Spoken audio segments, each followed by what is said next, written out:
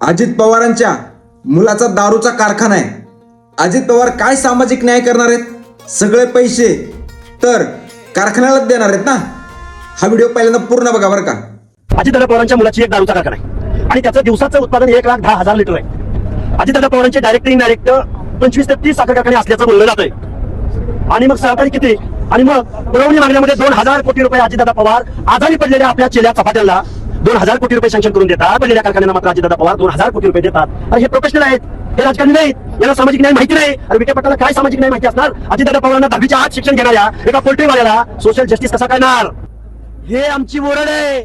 अरे बिंढोक माणसांच्या, अशिक्षित माणसांच्या हातामध्ये या महाराष्ट्राच्या तिजोरीच्या चाव्या दिल्यावर ते कारखानदारालाच पैसे देणार ना. बघितला का? तुला जास्त काय आज बोलणार नाही बरं का, पण तुला एक सांगतो बरं का. ज्या बीडमध्येच फक्त तू चक्रा मारतोय ना आणि बीडचं वातावरण दूषित करतोय ना, उठतो सुटतो, गेवराईत जातो, गेवराईतून निघतो, बारामतीला येतो, एवढंच तुझा कामधंदा चालू आहे.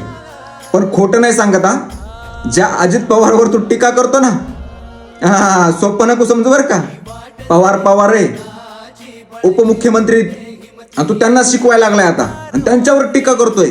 बाबड्या एक गोष्ट लक्षात ठेव, अजितदादांच्या अंडरमध्ये 40 पेक्षा जास्त आमदार काम करतात.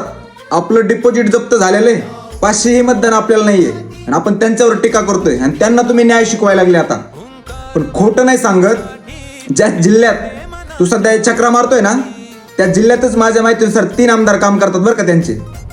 आता तुला तर माहितीच आहे, मुंडे, सोळंके आणि विजयसिंह पंडित असे 3 आमदार आहेत. एकदा ना बाबा, या जर 3 आमदारांनी मनावर घेतलं ना, तर यांचे कार्यकर्ते तुला असं धुतीन ना, अंगावर चड्डी सुद्धा ठेवणार नाही. अरे बाबा उगच नको तू तुला आंदोलन कर, मोर्चे कर, अरे न्याय मागणं सरकारकडं. तुझं तर न्यायाच्या बाबतीत काही बोललंच नाही. ओबीसींना आरक्षण द्यायचंय, टिकवायचंय, काय जे काय तुझा लढा आहे त्याच्या बाबतीत बोलत नाही. उठतो सुटतो, ते गेवराईला जातो, त्या पंडित साहेबांच्या मागे लागतो, तिथून निघतो, बारामतीकडे येतो. तुझ्या या दोनच गोष्टी चालल्यात.